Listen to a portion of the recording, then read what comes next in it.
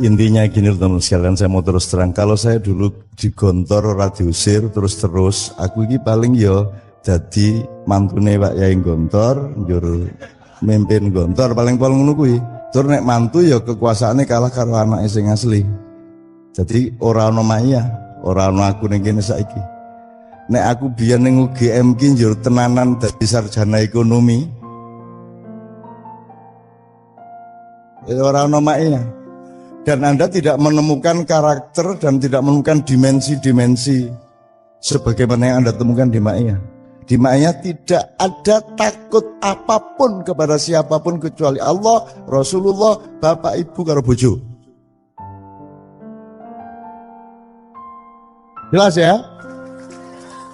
Tidak ada, gue ngomong liberal, ada yang lebih liberal dari Ma'iyah. Ada yang lebih liberal dari Ma'iyah. Ngomong plural, ada yang lebih plural dari Ma'iyah.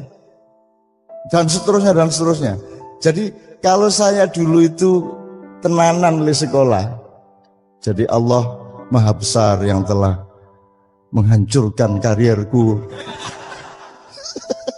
Sehingga aku memiliki anak-anak yang penuh kasih sayang, yang saya tidak suruh Anda bayar apapun untuk kuliah di sini, cukup membayar kasih sayang dan sapaan di jalan-jalan. Gitu. Satu. Tapi karena saya ini kuliah di Malioboro, nah, di situ saya menemukan banyak torikot-torikot yang nyun sewu lah. Torikot selama ini kan selalu berfokus pada yang bikin apa Naksabandi, Wahidiyah, Notorikot, sopo-sopo kan wonge di Malioboro, wonge ndelik. Jadi bukan siapa tapi apa, kan begitu. Karena pada akhirnya nanti manusia bukan siapa-siapa. Jadi jenengmu sopo ora penting, kuwi lak mung dinggo nyatet KTP. Ning malaikat njur ning kuburan kuwi jenengmu sopo ora takon babar bisa. Jadi eksistensi sangat tidak penting. Dan torikot itu saya catet. Nah, ini tetap utang iki. Karena tidak mungkin saya punya. Karena ini saya menjelaskan satu saja, itu panjang torikot ini. Jadi saya mencatat di Malioboro yang tak tulis mau bengi. Ada torikot hulukiyah. Wih, bingung tuh apa gue. Torikot amriyah, torikot sukutiyah, torikot zuhudiyah, torikot kutsiyah. Janjane isi selawe meneh.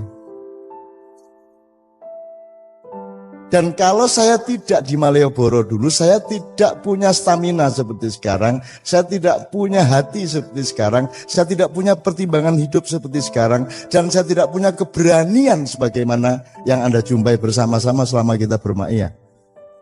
Gitu loh teman sekalian, itu semua agak sukar Anda mencari, kok iso ya ning Malioboro kan njur dadi wong kaya ngono kan. Aku nek wis mulai kenal kae wong kuwi nyun tak kayak siji wae ya sebelum saya ke Niam sama ya. Yang sehari jalan kaki 1 kilometer angkat tangan.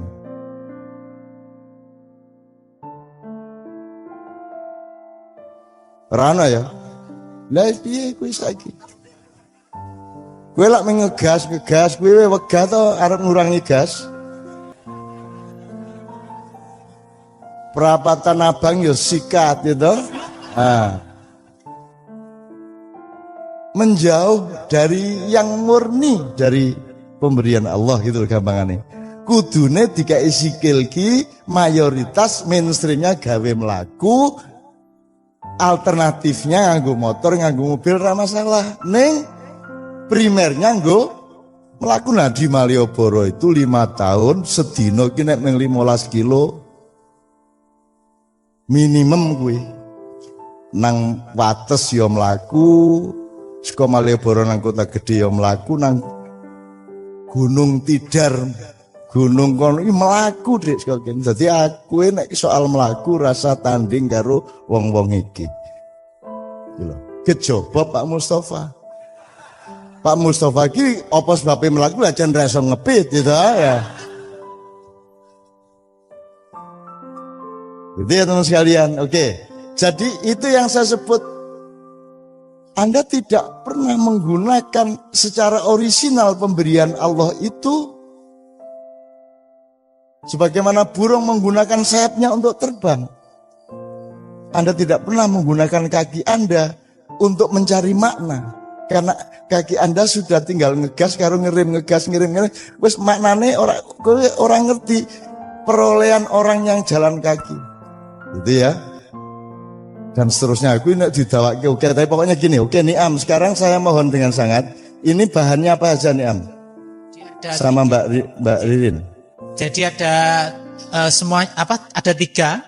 Ada puisi ya, dan musikalisasi puisi, dan yang terbaru adalah tari puisi. Tari puisi. Ya. Saya mohon dengan izin dengan sangat, karena ini kan sebenarnya dipentaskan tanggal 15 di Katipiro, terus listriknya mati gitu ya. Dan itu kan rizki, supaya karena Tuhan tanya, karepmu piye kuwi pentas kok ning dikeke wong sing teko nang Katipiro lah, ku caca makian ning kasihan kok ora di kayak ngono to. Akhirnya diteruske karo Caca, ora gelem percaya karo omongan Gusti Allah, akhirnya pateni pat ngono kuwi gitu. Begitu Caca wis do bali murup kan gitu ceritanya. Kemurnian harus disebarkan seluas mungkin. Oleh karena itu takdirnya Allah adalah malam hari ini. Jadi yang kedua, apa ada angin di Jakarta, ini peringatan Mas Umbu sejak awal pemerintahan Soeharto mengenai struktur pembangunan sebenarnya. Sekarang Anda tahu pembangunan menggumpal di Jakarta. Jakarta banjir uang, Jakarta banjir dosa, dan Jakarta banjir air. Karena uang yang beredar di Jakarta di atas 80%, sementara untuk seluruh Indonesia adalah sisanya, yaitu di bawah 20%. Ini sudah diperingatkan oleh Umbu bahwa dengan apa adaan di Jakarta ini jangan sampai terjadi penggumpalan pembangunan. Tetapi nek puisi orang jur, jangan sampai orang ngono kuwi nek puisi kudu halus. Kowe bosok nek karo bojomu yo njur kowe tak rabi ya Dik, aja ngono kuwi, yo nganggo puisi sithik ngono lho ya. Jadi agak punya retorika hidup dikit gitu ya. Oke, bismillah. Oke, jadi teman-teman sekalian, gini, sekarang saya ke teman-teman ini. Kan tadi intinya ayo belajar mendekati air suci. Mulai wudhu, jadi mengenal yang suci, mengenal yang orisinil. Sejarahnya nanti belajar mengenai Nusantara, itu pelan-pelan nanti kita akan bukakan. Ya, saya tadi bilang Anda segera berwudu karena 10 tahun lagi ya Anda akan berperan, dan Anda sudah harus menjadi sebagaimana kemuliaan-kemuliaan dahulu kala. Ora suwe ya, insya Allah ya. Wis saiki umurmu piro? 27. Wah, 37 kan wis iso dirjen. Ojo GR ora njur kowe. Aku ndudung ngene iki ya ming mergo sing ngarep kowe ning janjane karep kuwi sing ning kono gitu. Ya, tapi pokoknya siap teman sekalian, nanti kita pelan-pelan kita bukakan dikit-dikit. Tapi pokoknya ayo disucikan sekarang. Nah, salah satu belajar kesucian itu di samping ibadah resmi, Anda melihat matahari, itu Anda harus punya kesadaran untuk menemukan sucinya. Bedanya binatang sama Anda adalah binatang lebih suci daripada Anda. Karena binatang tidak pernah melanggar Tuhan, binatang tidak urusan sama surga neraka. Anda yang harus mengenali suci itu, kan gitu. Oke ya. Nah, tadi ini ada teman kita Mas Toto tadi datang dengan Mbak Megan dari Berkeley, dari California, sedang bikin disertasi mengenai sosialisasi puisi dan kesenian. Dan dia tanya, ini kalau katanya di sini ada penyair favorit yang namanya Mustafa B. Hasyim. Aku oh iya, saya bilang gitu, ada namanya itu, kita julukannya si tampan dari kota gede ya.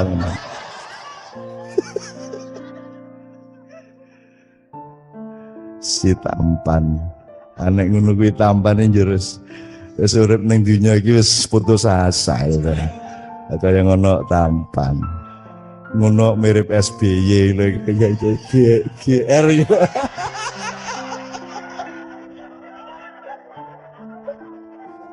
Ya, oke. Oke, bismillah, mudah-mudahan kita tidak berkepanjangan.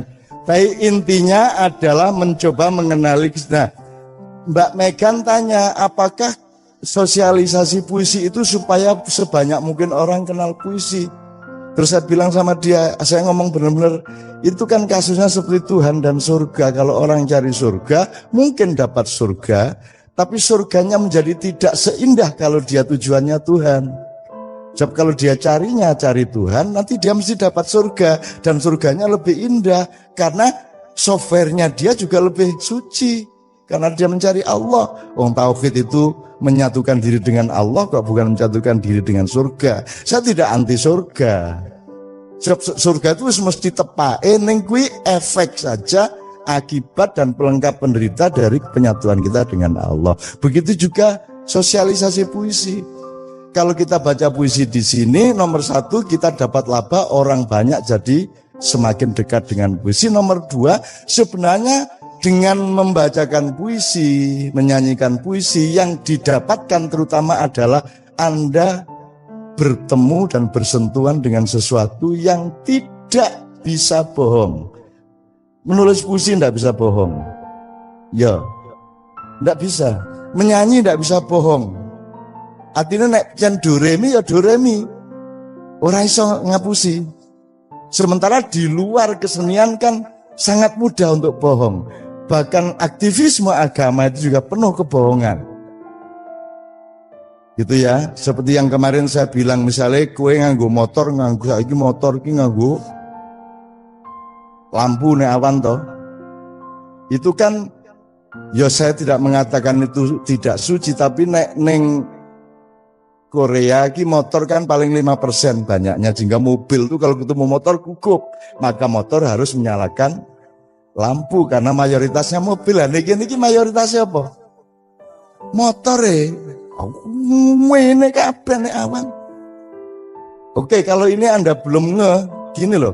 Kalau di Amerika, di Australia, mayoritas orang itu bukan orang Islam.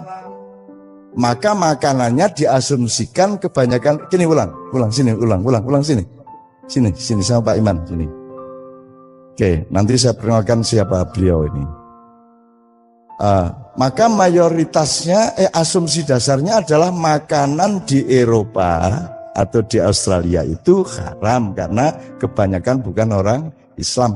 Disitulah dibutuhkan makanan yang ada sertifikasi halal, ngono ta kudune, karena mayoritasnya haram. Indonesia mayoritas.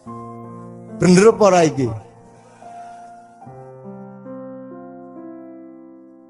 Wes piye carane bantah nek pancen ngono e. Jadi ngerti ya, jadi teman sekalian oke. Sekarang gini, Mas Iman tolong perkenalkan teman-teman ini. Sekarang ini akan ada pembacaan puisi supaya Anda tahu bahwa kalau puisi itu benar-benar murni. Nggak mungkin bohong. Kesenian tuh nggak bisa bohong. Kecuali dibohong-bohongkan. Misalnya ngomong cinta. Cinta. Cinta.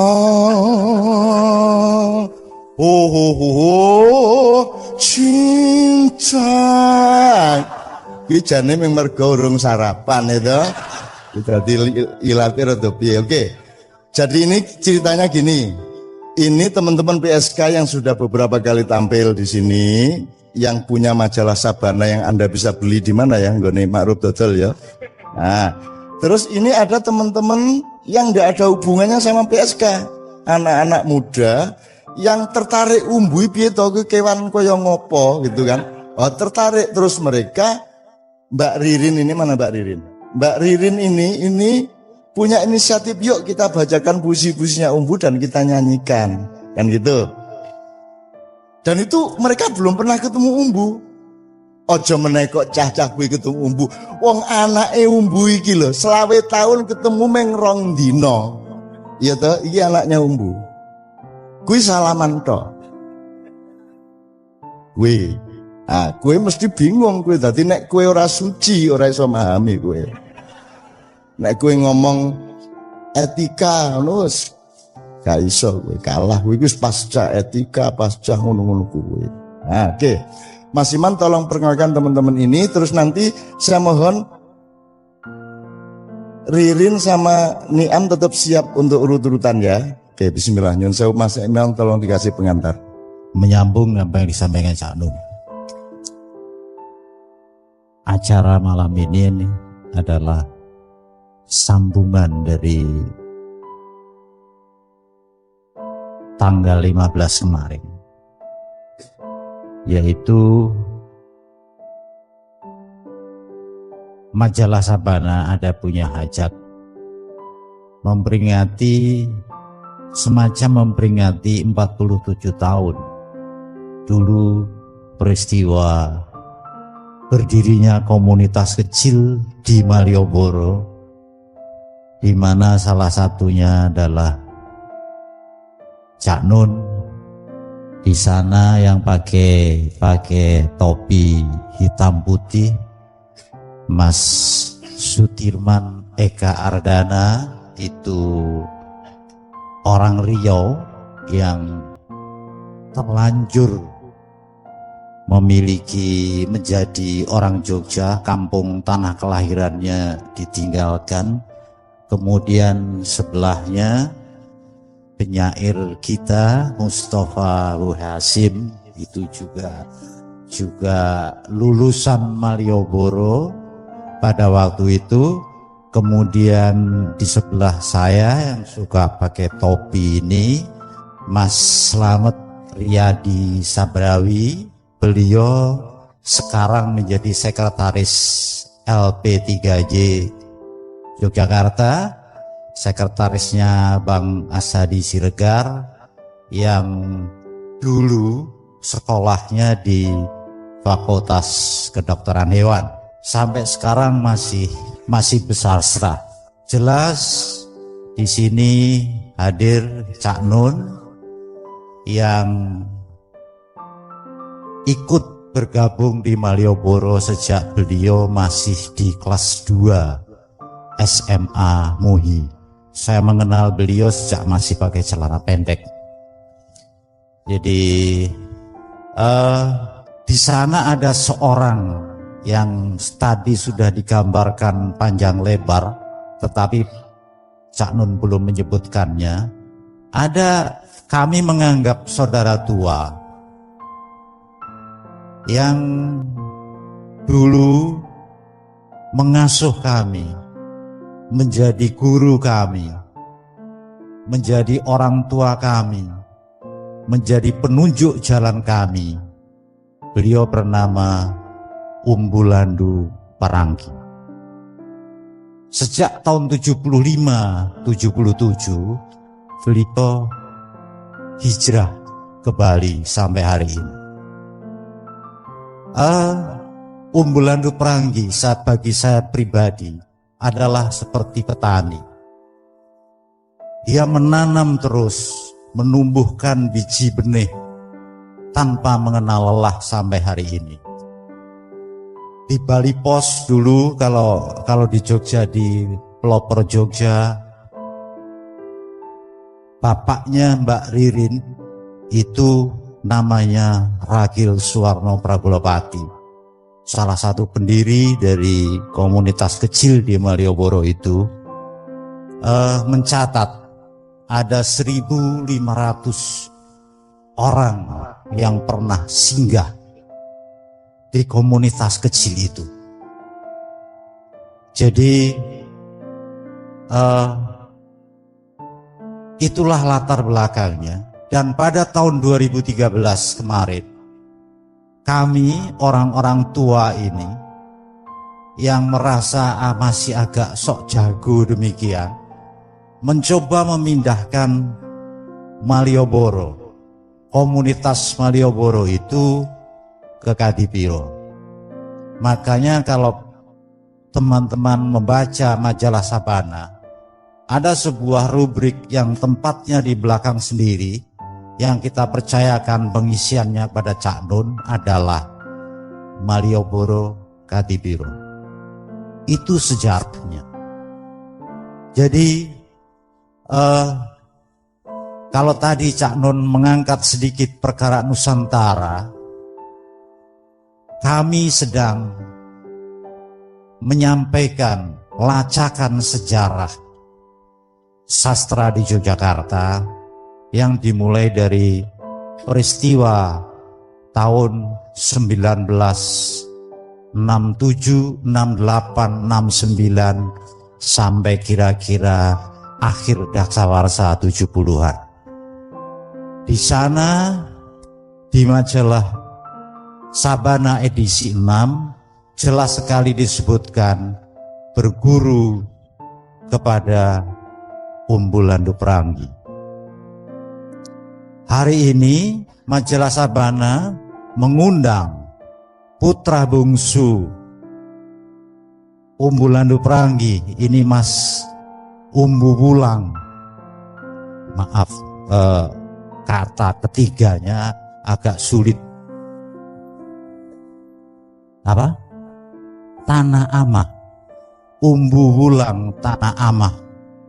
Beliau putra bungsu Umbulandu Pranggi yang sebetulnya 10 tahun beliau tinggal di Yogyakarta, kuliah di STPMD APMD Yogyakarta, dan pernah ikut Mahia,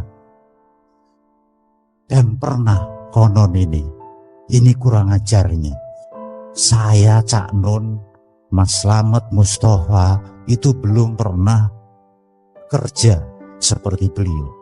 Dia pernah menjadi kondektur bis kota di Yogyakarta. Dia pernah jadi kenek mobil Mitsubishi itu Jogja Prambanan sambil kuliah.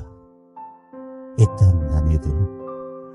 Anaknya sastrawan besar di Jogja, tidak pernah kami mengenalnya. Saya pernah mendengar nama itu, tapi saya kejar senantiasa lolos. Sekarang hadir, nanti kita bisa bercerita panjang mengenai bagaimana Umbulandu Pranggi.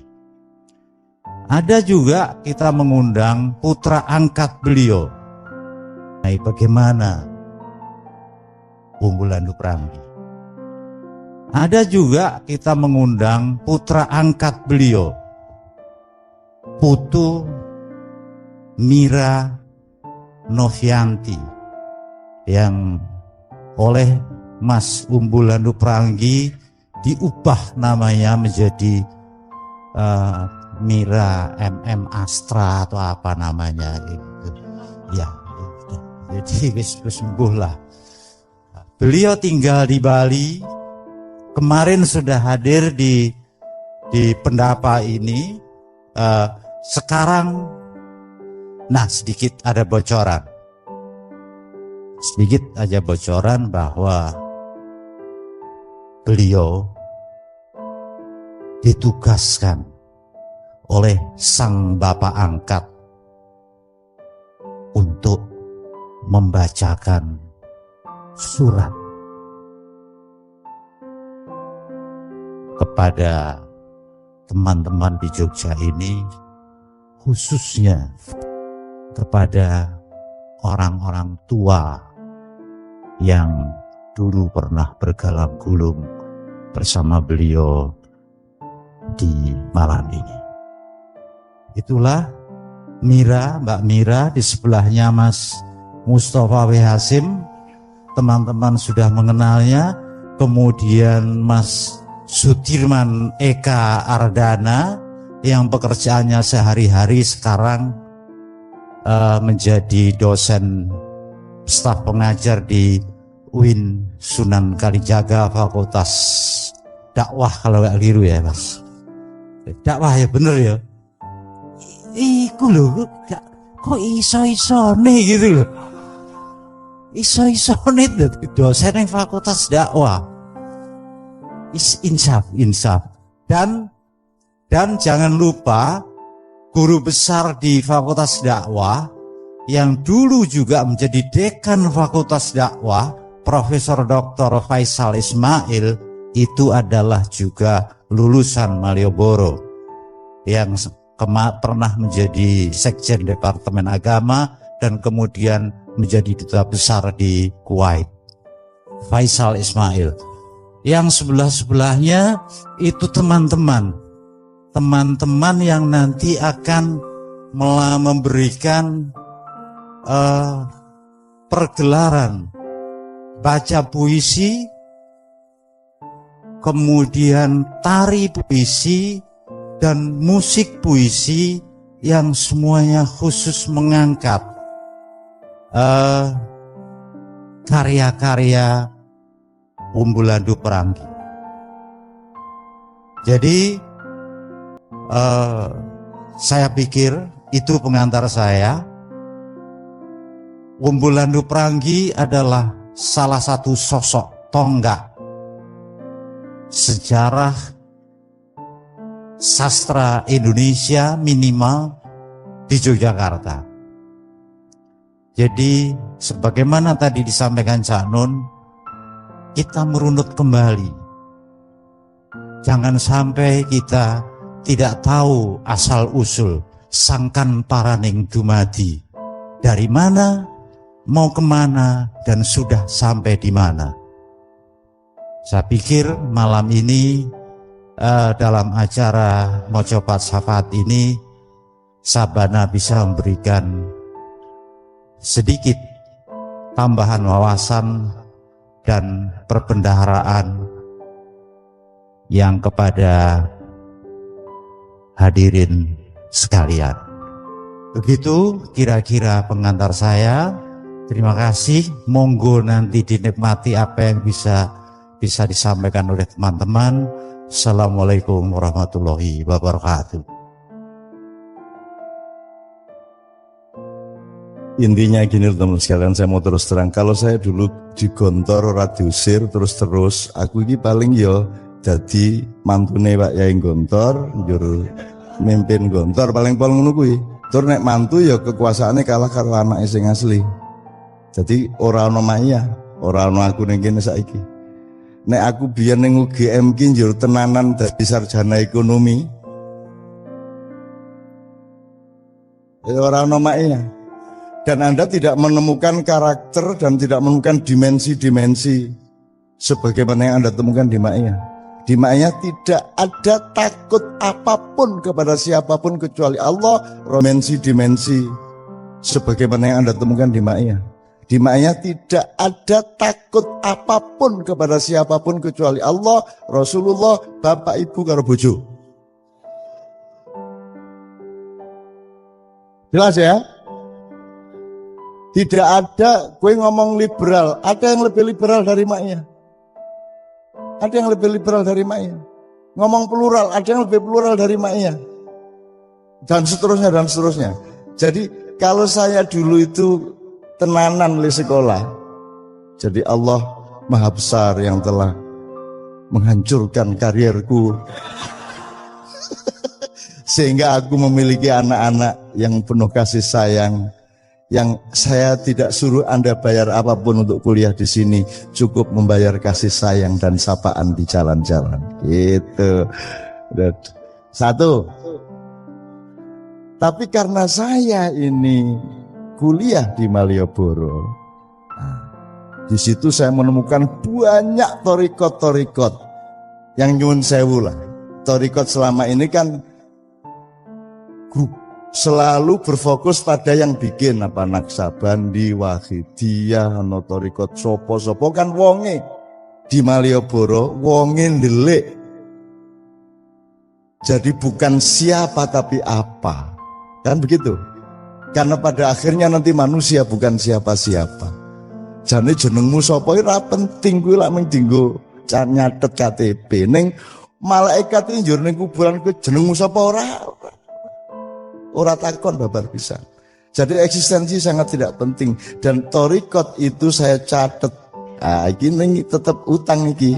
Karena tidak mungkin karena ini saya menjelaskan satu saja itu panjang torikot ini. Jadi saya mencatat di Malioboro sing tak tulis mau bengi ada torikot khulukiyah. Gue bingung tuh apa gue.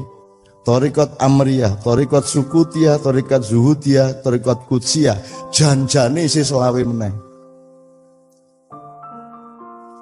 Dan kalau saya tidak di Malioboro dulu, saya tidak punya stamina seperti sekarang, saya tidak punya hati seperti sekarang, saya tidak bersama selama kita bermaiyah. Gitu loh teman sekalian, itu semua agak sukar Anda mencari, kok iso ya ning Malioboro kan njur dadi wong kaya ngono kan. Aku nek wis mulai kenal kae wong kuwi nyun tak kae siji wae ya sebelum saya ke Niam sama ya. Yang sehari jalan kaki 1 kilometer angkat tangan.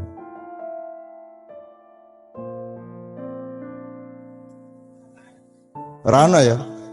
Lah piye kuwi saiki? Kowe lak ngegas, kowe wegah to arep ngurangi gas. Perapatan abang yo sikat itu. Padahal gampang banget to menggari leren seret ngenteni beberapa detik njur kan. Jadi Anda itu meremehkan, menjauh dari yang murni dari pemberian Allah gitu gampangannya. Kudune dikai sikil ki mayoritas mainstreamnya gawe melaku, alternatifnya nganggo motor, nganggo mobil ra masalah. Ning primernya nganggo melaku. Nah di Malioboro itu 5 tahun sedina ki nek mung 15 kilo minimum kuwi. Nang Wates ya mlaku, saka Malioboro nang Kota Gedhe ya mlaku, nang Gunung Tidar, gunung kono iki mlaku Dik saka kene. Dadi aku nek soal mlaku rasa tanding karo wong-wong iki. Iki lho, kejaba Pak Mustafa.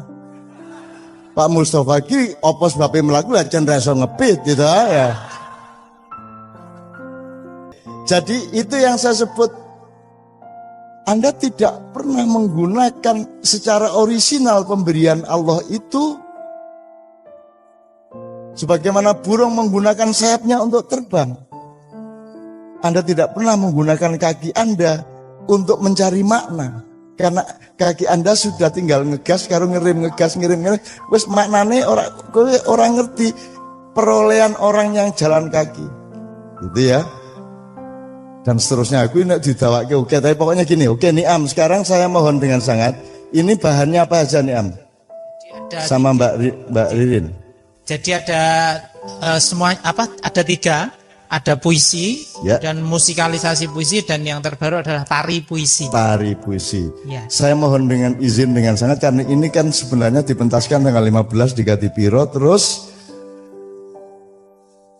listriknya mati gitu ya, dan itu kan rizki, supaya karena Tuhan tanya, karepmu piye kuwi pentas kok ning dikeke wong sing teko nang Kadipiro lah, ku caca makian ning kasihan kok ora di kei hak ngono to. Akhire diteruske karo caca, ora gelem percaya karo omongan Gusti Allah, akhire pateni pat ngono kuwi gitu. Begitu caca wis do bali murup kan gitu ceritanya.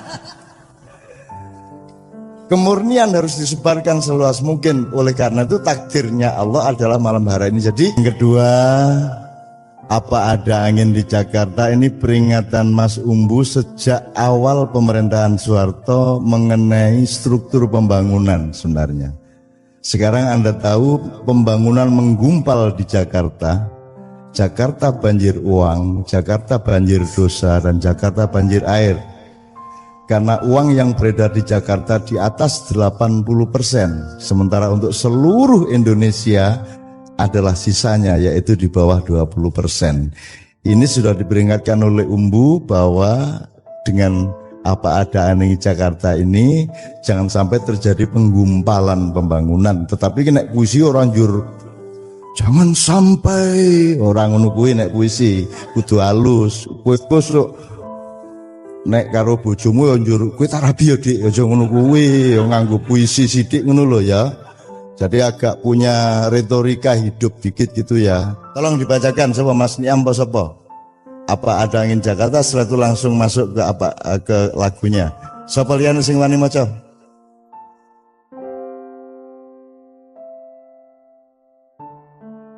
Mas Slamet. Ya, ya. Aku urung tahu ngrungokke Mas Iman maca puisi to. Jan apa? Tolong teksnya, Mas.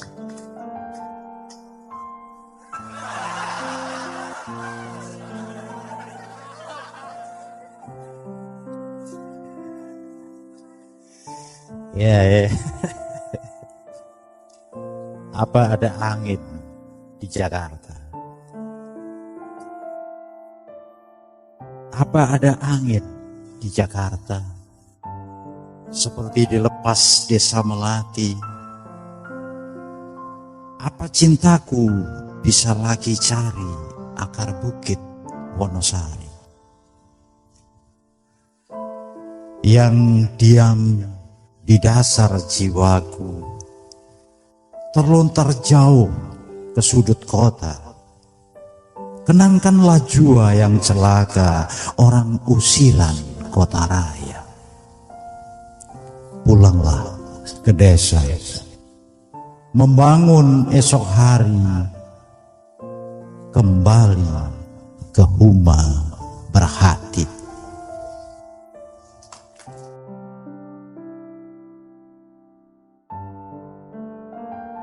Sebelum diteruskan, ini nanti kan acara kita dibagi dua sesi. Satu sesi kesucian kehidupan puisi Umbulan Ruparanggi, yang kedua sesi rahmatan alaminnya mana, ya.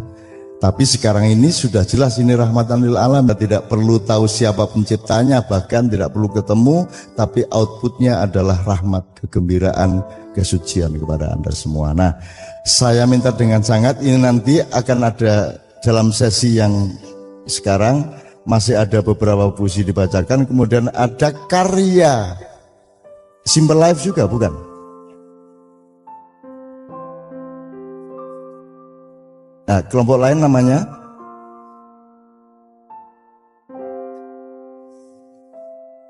Gurungono jenenge Muftasib, Muftasib Group.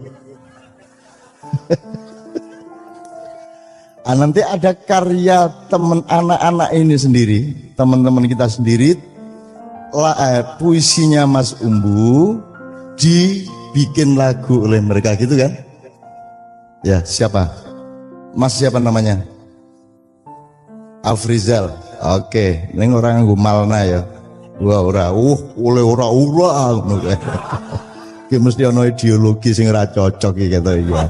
Terus pokoknya ini Mas Umbu yang sekarang sedang mendengarkan di Bali dengan teman-teman sastrawan dan sastrawati di Denpasar, sedang mendengarkan disapa Anda, sampean disapa oleh anak-anak cucu-cucu dari banyak tempat di Yogyakarta, dari Purwokerto, Banyumas sampai Ngawi sampai Pacitan, semua kumpul di sini, baik manusia, jin, malaikat, setan, dan bahkan Nyai Roro Kidul ngelihat dari balik pohon kelapa di sana.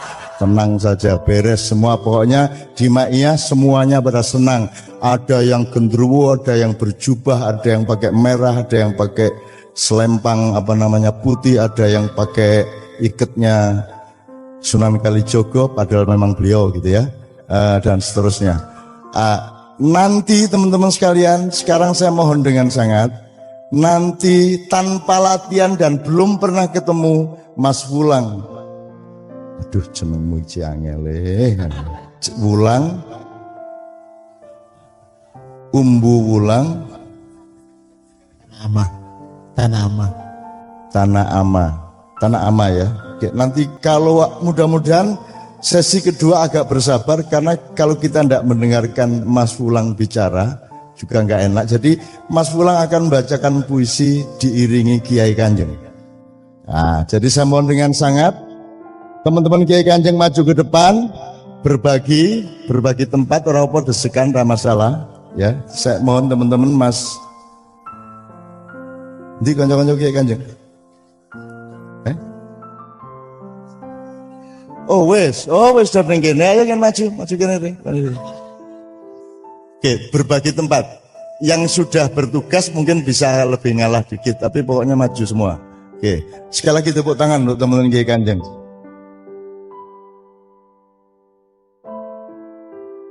Nanti pada sesi 2 Kiai Kanjeng terus mengiringi. Oke. Pak Nevi, mana Pak Nevi? Pak Nevi ada titipan tadi untuk Pak Nevi, ono barang semene sing iso diseni lagu akeh banget ya. Jenenge flash disk.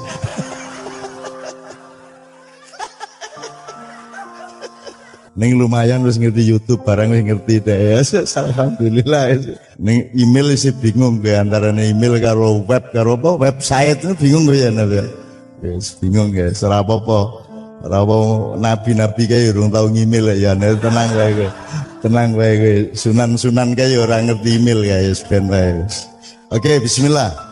Sebelum dengan teman-teman cuman siap-siap aja. Mohon diketahui, putranya Umbu tidak pernah berpikir untuk menjadi penyair dan tidak pernah dikenal oleh siapapun untuk syair-syairnya. Tiba-tiba kemarin malam dia membaca puisinya dan puisinya tidak dibaca. Membawakannya karena puisinya sudah tertulis di dalam kesadarannya. Sehingga mulutnya mengucapkan dengan lancarnya tanpa berpikir, tanpa segala macam. Jadi teman-teman sekalian, untuk menulis puisi tidak harus menjadi penyair. Itu salah satu kesucian yang sedang kita gapai, gitu loh. Dan ternyata penyair yang pernah jadi kenek bis itu memang beda.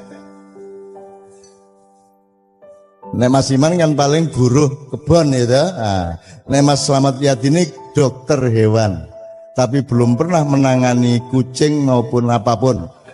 Dia malah menjadi jurnalis dan mentor jurnalisme.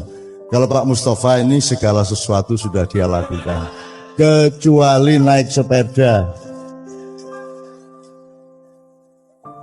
Kalau Pak Eka Ardana ini dulu waktu mudanya sangat trendy sangat dendis. Saya sama Siman masih pakai sendal jepit, dia sudah pakai sepatu hak tinggi dan celananya cutbray ngerti ra? Cutbray sing ni sore ombo kae. Jadi dia mesti bendino sobo shopping center kae, ning kono ono Grand Fang. Grand Fang ki cawe wedo sing ora cetha kae. Itu semua adalah anak buahnya Pak Eka Ardana. Itu dia pokoknya bapaknya para Grand Fang se-Yogyakarta. The father of the Grand Fang Railroad. Oke teman-teman silu. Nevi kok melu guyu kowe ngono? Kowe ngerti po? Kowe alim mo? Pak Nevi itu orang sangat ahli kejaba mangane. Mangane iku wis kae mbok. Ora. Saking sucine wong kuwi ya sing nggodho Mas iki iso nggo kesehatan lho Mas kuwi sing dikeke iki pangewit ya lho. Iki nggo kesehatan apik dikerakoti tenan lho Mas kuwi. Iki saking tuluse menungso kuwi Mas Nevi. Wis ya saking anune kuwi. Kejeme wong kuwi ya karo endi Bayu iki. Jadi nanti Kiai Kanjeng akan bikin buku judulnya Kejamnya Bayu. Ada sebuah kerajaan yang sedang kebingungan untuk menentukan masa depannya, diteruskan oleh Pangeran Putri untuk menjadi raja ataukah akan diteruskan oleh adiknya yang laki.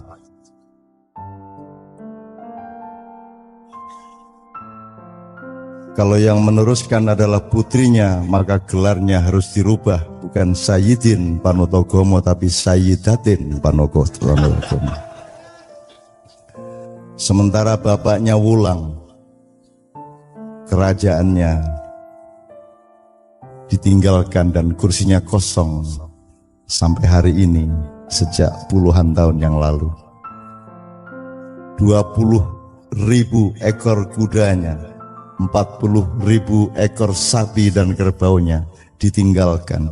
Semua kekayaannya, semua kehebatannya dia tinggalkan, dia tidakkan.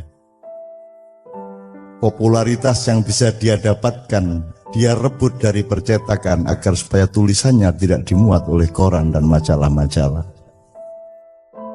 Bapaknya Wulang adalah seorang zahid yang sejati, yang tidak meminta apapun kepada dunia, bahkan tidak meminta rumah, tidak meminta honor, bahkan tidak meminta rumah, tidak meminta honor, tidak meminta makan sehari 3 kali, karena beliau hanya makan pada pagi hari.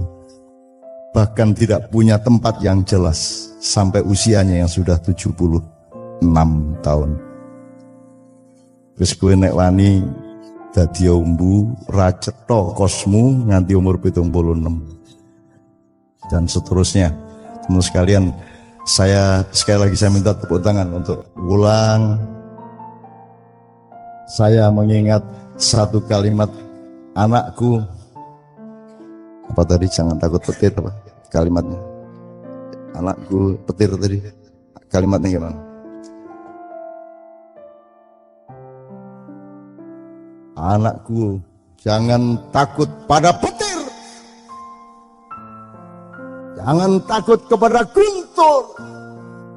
Ketahuilah bahwa mereka dan siapa saja yang takut kepada petir dan guntur adalah pengkhianat terhadap kebenaran. Mulai sesuk nek udan metu,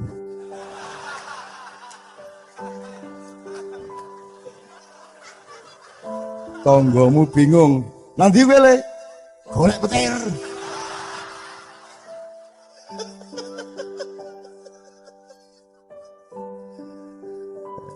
Ki Ageng Sela ya. Sesuk pokoke panganane petir, ombenane guntur ya. Jadi Murtasid tenanan kuwi nang tengah sawah kuwi. Ngene, wahai petir. Ya Allah, bahagianya pada malam hari ini saya mohon kepada ADTV untuk membantu Pak Umbu bisa mendapatkan rekamannya ini supaya bisa dibawa pada tanggal 19. Dan nanti di seluruh Bali mereka akan nonton itu dan akan melihat wajah-wajah Anda terutama yang sedang menjalani dolalah tadi.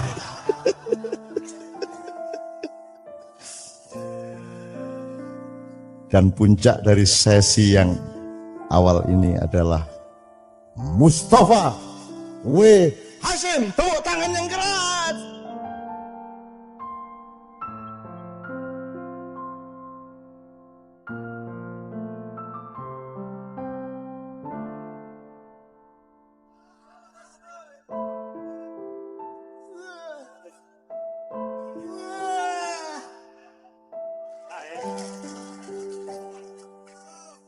Terima kasih. Tadi bangsa lepas jadi karena masih alam Malioboro. Asih. Oke, terus sate itu. Karena NM mengganggu betis ya. Jalan Padang. Jadi satu hal yang penting yang saya tangkap pada malam hari ini adalah ternyata pendidikan yang asli dari timur adalah pendidikan yang menganjurkan orang untuk menghormati orang tua dan guru. Ini membarat kalau di karakter sing banget belajar kata-kata itu. Ternyata pendidikan yang ada di timur, Indonesia, India, Jepang, Korea, dan juga di Jawa dan adalah pendidikan sing menghormati orang tua lan guru. Ya. Karena padahal membutuh ya wong tua ya guru harus dihormati banget ya. Itu. Jadi itu satu yang saya tangkap adalah seperti itu. Dan ini ternyata berhari bulan saya itu rada demam spiritual. Nah, itu karena oleh tugas kota Anu dan teman-teman itu dan juga dari itu melunggarap gunung butuh dan ini demam apa. Nah, terus tadi malam saya rumuskan ternyata bulan ini neng loro kangen gitu.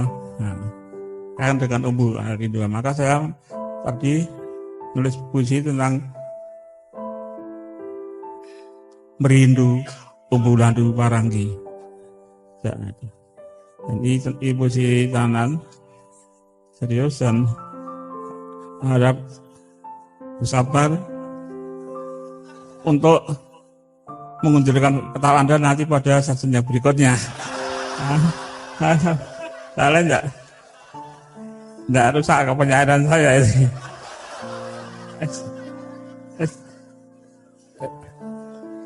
Silakoni aku, saya pernah melakukan itu dulu waktu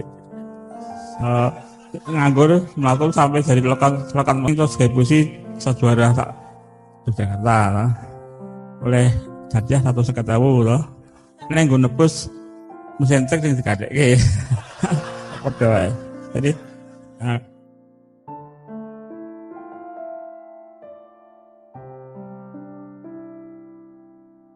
merindu umbulandu paranggi, rindu yang rindu yang rindu yang rindu, gegap gebita waktu menyita tubuh penyita keluh. Dari dalam musim badai memburu cakrawala, masihkah kau ingat bayi-bayi yang kau tinggalkan sambil berlari? Masihkah kau ingat kau membaca mantra-mantra pengobat luka jiwa? Masihkah kau ingat kau pacu kuda-kuda gelisahmu menuju purnama di waktu senja? Ini sungguh hidup, bayang-bayang bumi kau hirup sambil bernyanyi. Rindu yang rindu yang rindu yang rindu, gegap gebita waktu menyita tubuh menyita keluh. 2015. Terima kasih.